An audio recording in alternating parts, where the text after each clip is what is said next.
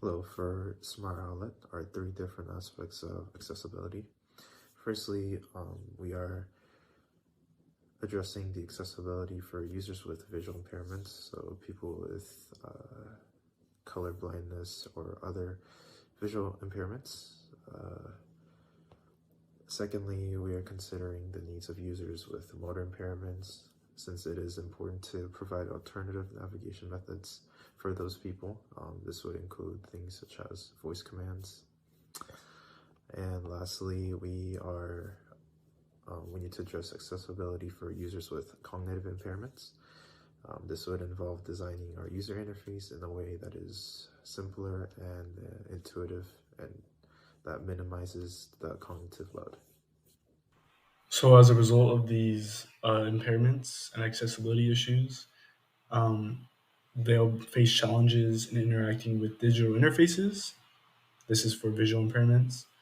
For motor impairments, they may have difficulty using mouses or devices, a keyboard, and for cognitive impairments, the UI may just be too cluttered, which would lead to the web app to being difficult to understand for them.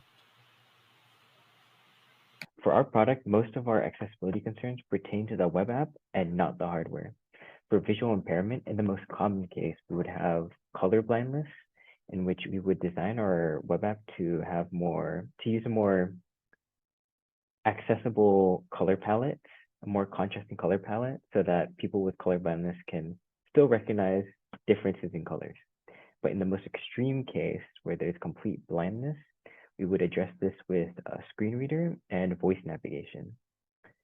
For motor impairment, we would use voice navigation as well in order to navigate through the page without touching a keyboard, a mouse, or any trackpad. And for cognitive impairment, we would address this with a more modularized UI in a sense where we only have simple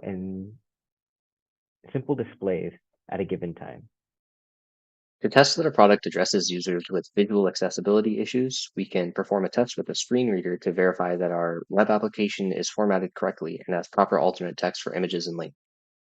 For users with motor issues, we can verify that our UI is navigable with minimal mouth movement, as well as checking that all interactions are accessible through the keyboard, and that all of our UI elements meet the standards set by the ADA's Web Content Accessibility Guidelines. For users with cognitive impairments like dementia, we can test that our application is easy to understand and navigate at first glance using metrics like clicks to complete a task, which would help us test for possible information overload. In addition to these tests, we can make use of automated tools like Wave or Axe in our deployment pipeline to alert us to possible accessibility issues and potential solutions.